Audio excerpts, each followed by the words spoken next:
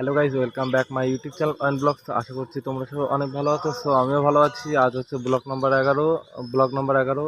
আর আজকে হচ্ছে সবচেয়ে বড় দিন, শ্রাবণ মাসের 1 তারিখ। আর আমি আছিও আজকে সেমন একটা জায়গায়, তোমাদেরকে দেখাচ্ছি ওটা।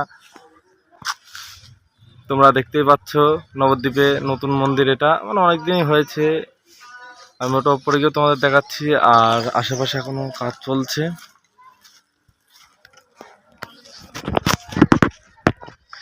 উপর থেকে তোমাদেরকে ভিউটা পুরোপুরি দেখাচ্ছি। আমি পুরোপুরি উপরে চলে এসেছি, তোমরা দেখতেই পাচ্ছ ঠাকুরটাকে। আর এই পাশে পুজো করার জন্য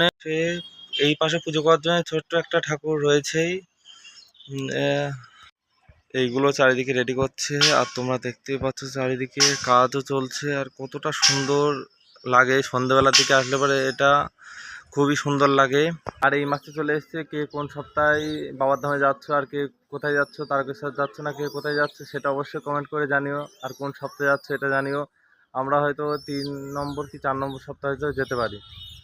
এসে দাঁড়িয়েছি নবদ্বীপ গৌরাঙ্গ সেতুর উপরে। তো তোমরা চারিদিকে দেখতেই পাচ্ছ। একটা জিনিস আমার গাড়িতে দেখাচ্ছি ওটা আমি বেশ অনেকদিন ধরে প্রবলেম হচ্ছিল, কিন্তু ঠিকঠাক করে ধরতে পারছিলাম না। দেখো ইঞ্জিনের ওপরে কালো মতন ওটা কী হয়েছে, ওই জন্যে অনেকটা প্রবলেম হচ্ছে। কারণ এটা সচরাচর দেখা যায় না, অনেক কদিন ধরে হয়েছে। আজকে দেখি নবদ্বীপে আছি, তাই একবার কৃষ্ণনগর একবার কৃষ্ণনগর সার্ভিস সেন্টার হয়ে যাব। দেখি ওরা কি বলে, কি তাড়াতাড়ি হয় কিনা, একবার ওখানে গিয়ে দেখে আসি।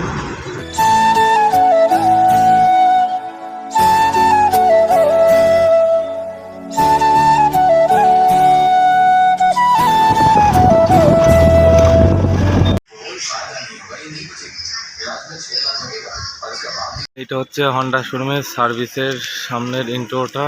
আর আজকে আমি পুরোপুরি ফেসে গেছি। এখন জানি কখন কি হবে। বলছে তো 5টা, তার মানে 6টা 7টা হয়তো। দেখা যাক কতক্ষণ টাইম লাগে।